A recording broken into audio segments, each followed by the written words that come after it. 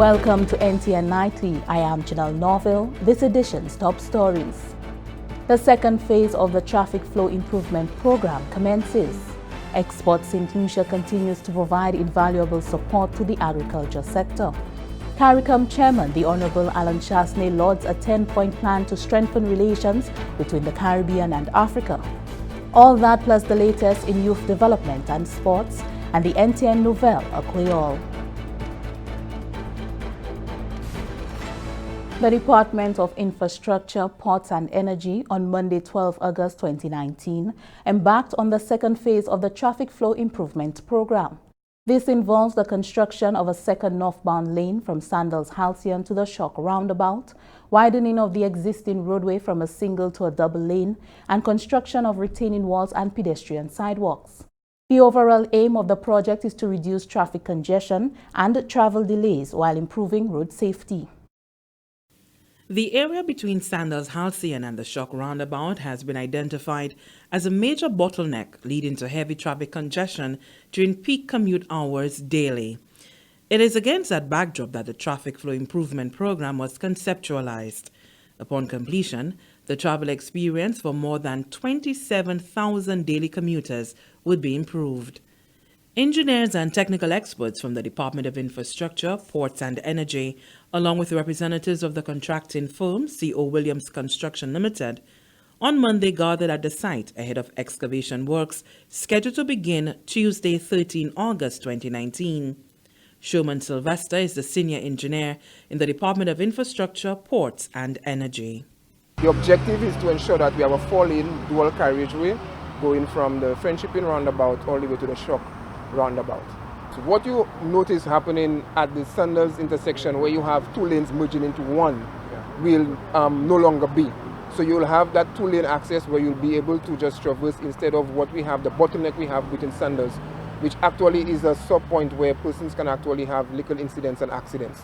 So we are looking to avoid this and ensure that the road remains free and clear for all road users. During a consultation forum with business interests in the vicinity of the project site, along with the minibus and taxi sector and utility companies, government received the support of the stakeholders.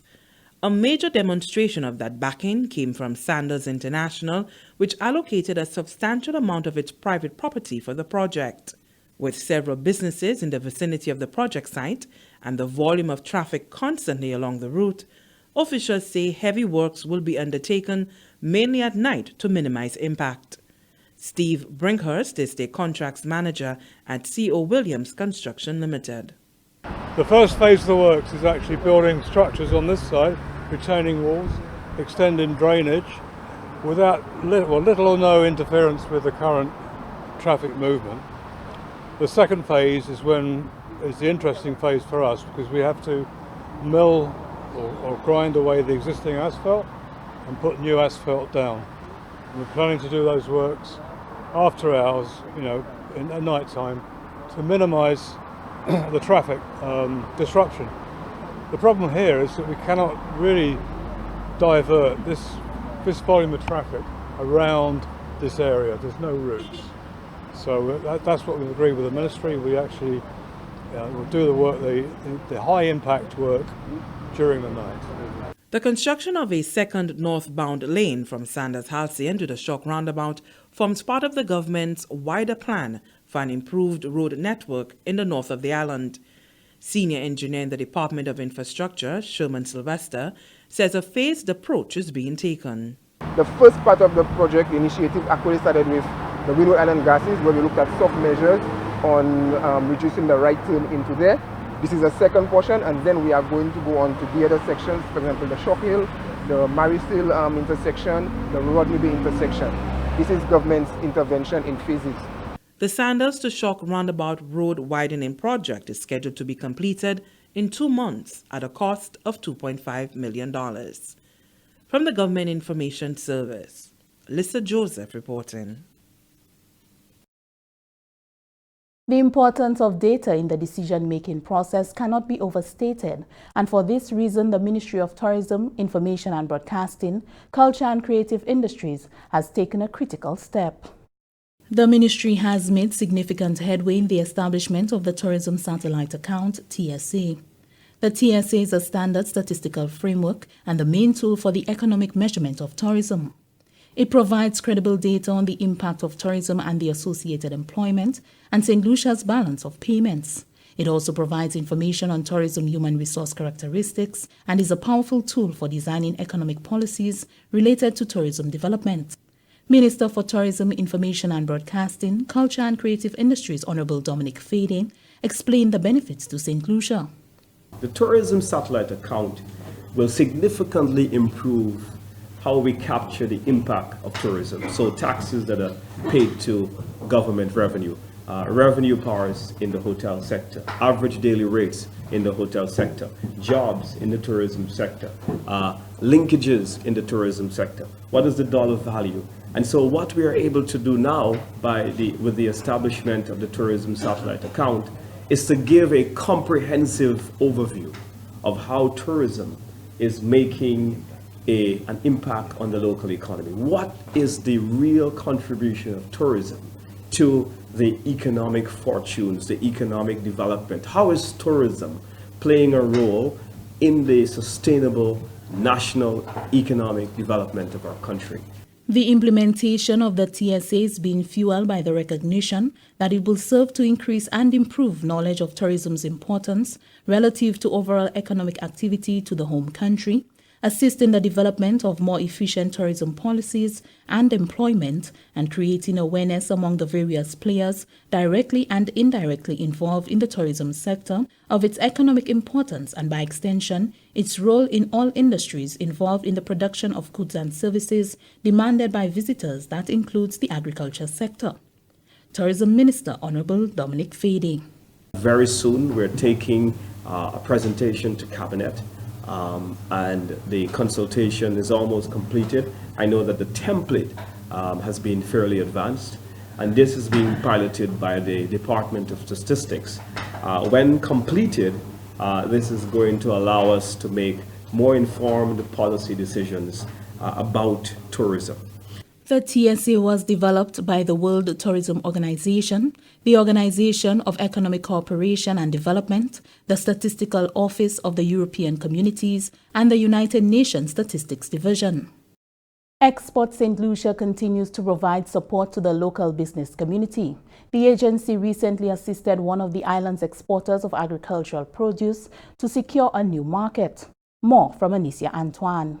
Export St. Lucia has been assisting local farmers with the enhancement of their products and securing additional markets. Canelle Farms, one of the most recent beneficiaries, received an order for bananas to Barbados, which was initiated during the Barbados Manufacturers Exhibition, BMEX. Managing Director of Canelle Farms, Nicholas Faisal, is one of the foremost exporters of agricultural produce in St. Lucia. Although we've been trading with Barbados for the last 7 years, this week we're shipping a small consignment to a new customer which Export St. Lucia was instrumental in securing. And it's our first shipment to satisfy his request. We're doing to that customer, we're supplying him with 1 pallet of bananas, which is 45 boxes. We're sending him 1,000 dry coconuts and 30 boxes of plantains. This is the first shipment. We believe after having received them, when he examines the quality and what we're capable of doing, the likelihood of him increasing his order is a guarantee almost. Faisal informed that Export St. Lucia is also collaborating with Canelle Farms to create an association of exporters to be able to better leverage the opportunities provided by Export St. Lucia. We don't always have the resources to go out there and meet people in the other islands who just might be interested. So it's helping the agro exporters to reposition themselves, so to speak, in the region so as to take full advantage of the opportunities that exist for marketing, but also to provide the platform for farmers and to enhance agricultural productivity on the island. Once new markets or more markets can be secured, then our capacity to buy more and export more is guaranteed. Approximately 1,400 cases of bananas, 160 boxes of plantain, and 1,000 dry coconuts was exported to Barbados. From the Government Information Service, I am Anicia Antoine reporting. This is NTN Nightly. Ryan O'Brien is up next.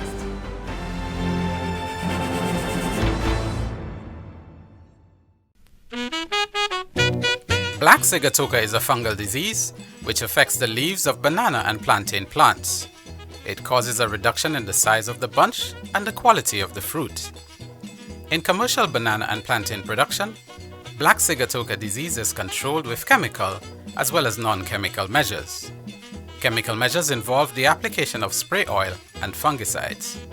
However, it is neither practical nor safe to use agrochemicals to control black sigatoka in backyard gardens.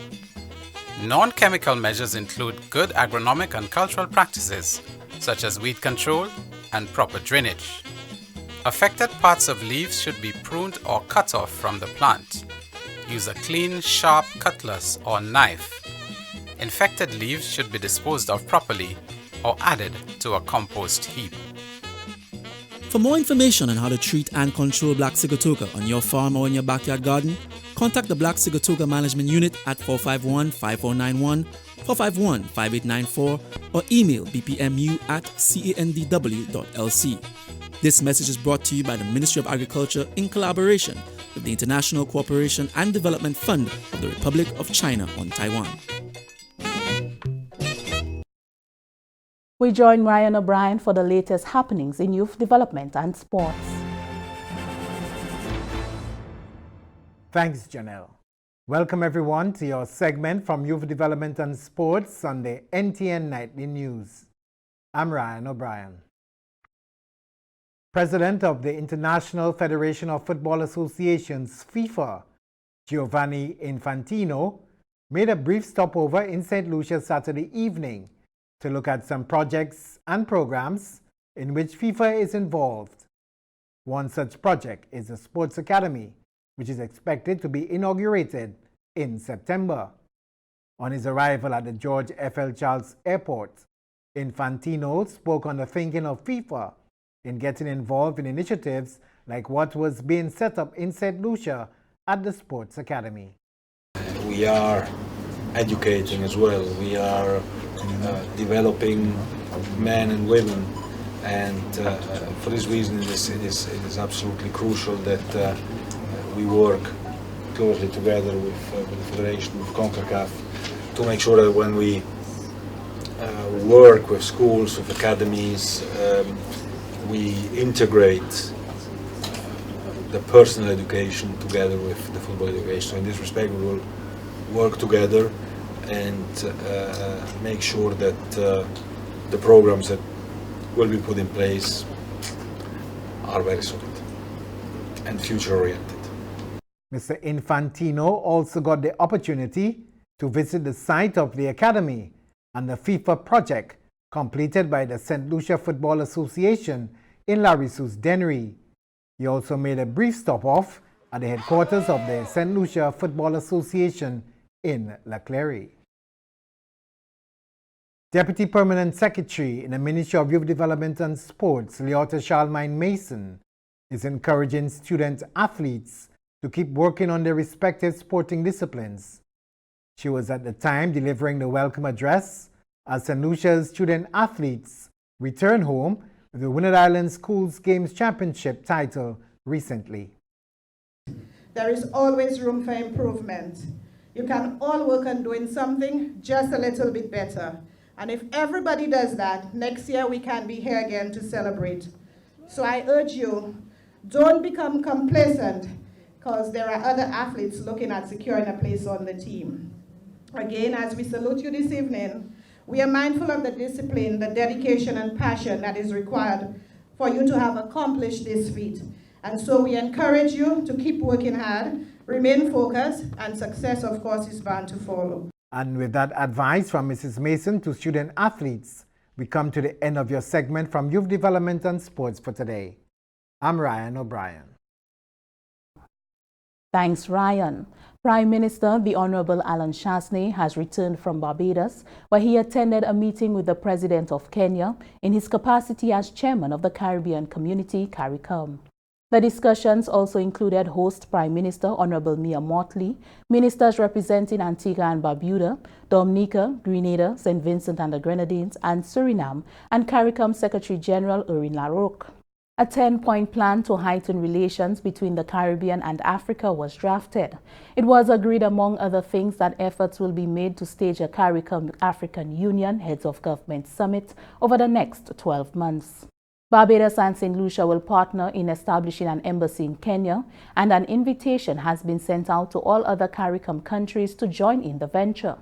The University of the West Indies will be undertaking student and faculty exchanges and joint education initiatives with the University of Nairobi and Kenyatta University. The African and Caribbean governments have committed to establishing direct air travel links between Africa and the Caribbean. Stay with the NTN Nightly. Up next, Primus Hutchinson is here with the NTN Nouvelle, a Creole.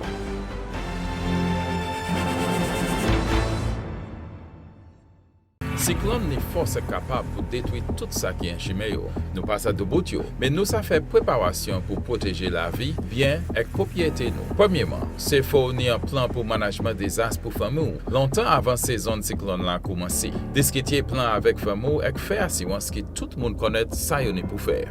Bon, tout le monde. À nous discuter plan management cyclone nous pour l'année passée. Ou aussi doit ni une boîte de provision avec bagaille qui pas besoin mettre en fridge et qu'à dire pour check temps. Manger un tin, had, de l'eau, lampe, radio, batterie, remède, bagaille pour nettoyer corps. Provision spéciale pour ti mamay, grand moun qui malade et infirme. Pas oublier pour replacer bagaille contre l'eau, manger, remède et batterie réglé. Assurer qui assurance l'auto et caillou en date.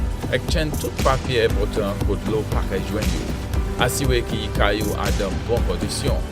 Couper toute branche avec pied bois qui pourrait caillou. Saison cyclone c'est juin pour novembre. Mais préparation c'est toute l'année. Par école. C'est une commission par groupe management des astres pied fort avec place management des astres en Saint Lucia. Et financé par l'Agence pour développement international Amérique, Bureau assistance des astres l'autre pays. Welcome back. We join Primus Hutchinson for the NTN Nouvelle, a Creole. Monsieur Canelle, Monsieur, Mesdames, département qui nous responsabilité pour la formation en gouvernement Saint Lucia, ça c'est GIS, ça c'est puis télévision nationale pays à NTN, qui a posé tout Nouvelle à Creole, posé tout Primus Hutchinson.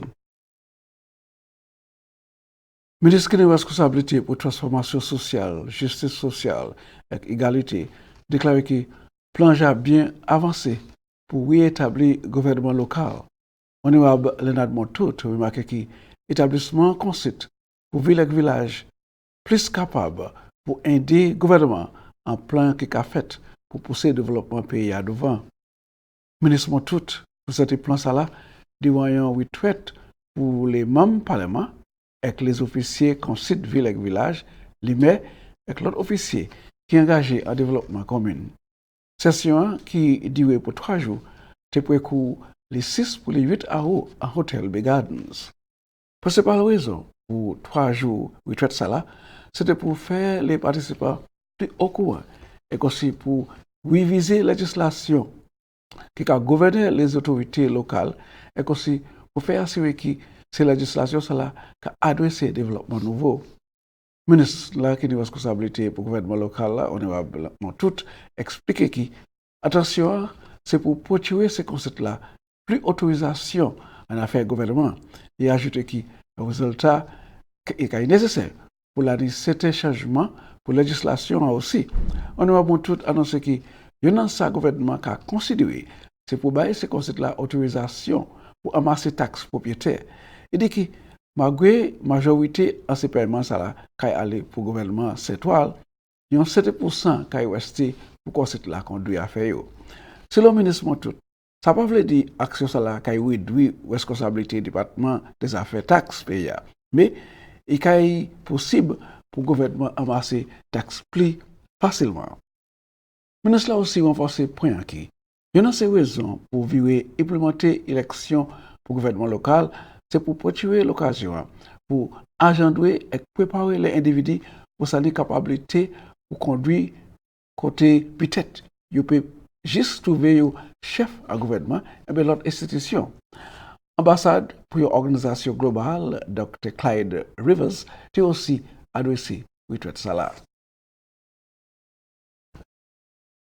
Gouvernement République Chine de Taïwan, en collaboration avec le gouvernement Saint Lucia, j'ai sélecté 6 individus pour participer dans un programme pour apprendre tweet manière à la façon, avec tweet manger à la façon chinoise. Programme ça là, qui a duré pour 3 mois. Ambassadeur Taïwan pour Saint Lucia, Dr. Douglas Shen, remarque qu'il a son importance pour sa bâtie capacité et groupe. Selon Dr. Shen, il est trop plus important pour nous l'État parce qu'on est bien, parce que ça pède tout bien, l'argent, propriétaire, etc. Mais et puis l'État, on ça vivre en n'importe pays à la terre. Ambassade Shen dit aussi, ça c'est une occasion pour ces participants improuver à sur la vie et qu'il n'y a pas ce programme ça là qui a duré longtemps. Ministre des Affaires étrangères du gouvernement Saint Lucia, honorable Sarah Floyd Bobre, remarque que le programme ça là a offert une chance pour n'importe les individus qui normalement pas de trouver l'occasion ça là, il dit que les individus qui n'ont pas de capacité pour faire études en hauteur degré université a trouvé l'occasion ça là pour apprendre l'État, pour aider faire la vie au primaire. Ministre Bobre aussi remercie le gouvernement Taïwan pour assistance à là. Il y a un participant, c'est Chanel Moïse, un pastry chef en hôtel Royalton. Après que le programme cela a renforcé habilité et capacité de ces participants et qui a aussi aidé à bâtir la relation des pays. Cette session a parmi l'autre pays en région qui a une relation diplomatique et puis la République de Taïwan qui a participé dans le programme. Département pour travaux qui a continué à ce projet pour grandir grand chemin sur les castries pour Gozile. Le département a entré en deuxième phase projet pour essayer d'improver à ce trafic sur les castries pour entrer en Gozile. Le projet a agrandi morceau chemin sorti vis-à-vis hôtel Sandals Halcyon pour arriver en roundabout au choc côté la Kaini à présent des lignes chemin en Gion côté qui était existé avant. Le projet là a fait provision aussi côté pour moun marché et la Kaini Bawad à sous façade chemin ça là. Le projet a fait principalement pour réduire à sous quantité de trafic qui a bloqué route ça là et pour faire plus facile pour l'auto naviguer sortir des façades route là. L'ingénieur et l'autre grec des affaires trafic j'ai apprécié que morceau chemin sorti Sanders Alcyon pour roundabout au choc car une cause plus problème de trafic et que ça c'est l'auto ça a plus bloqué route là. Alors ça a facilité plus que 27 000 autos qui a voyagé route ça là tous les jours. Sans ne sauve. Le département a fait appel pour tout le monde prendre bonne précaution pendant le travail ça là qu'a continué et pour obéir ces signes de trafic là. Il y a espoir pour que le ait duré pour à peu près 2 mois. Et ça c'est côté nous à tout un bout de nouvelle là, messieurs, mesdames. Mon cas monsieur autant pour regarder. Mon cas une invitation. Vous venez puis moi considérer conserver la vie dans les présenter l'autre nouvelle en créole. Après ça, mon cas vie présenter au Canelle. Merci Appeal Primus. Here's a look at what's happening to us weather-wise. The weather is partly cloudy with a few brief showers. Low-level moisture embedded in the easterly wind flow will cause a few showers over the region during the next 24 hours. A tropical wave located over the central tropical Atlantic is moving westward near 15 miles per hour or 24 kilometers per hour and is expected to affect the islands by Wednesday. Another tropical wave located in the eastern Atlantic is moving westward at 12 miles per hour or 19 kilometers per hour. Tropical cyclone formation is not expected over the tropical Atlantic during the next 5 days. The tide for Castries Harbour was high at 2:50 p.m. and is low at present. The tide for Vieux Fort Bay was high at 3:57 p.m. and will be low again at 8:37 p.m. The seas slight to moderate with waves 4 to 6 feet or 1.2 to 1.8 meters. The sun will rise Tuesday at 5:50 a.m. That brings us to the end of NTN Nightly. Join us next time at 7 p.m. with a repeat at 7 a.m. You can also catch up with us anytime on the Saint Lucia Government Facebook page or YouTube channel. I am Canelle Norville.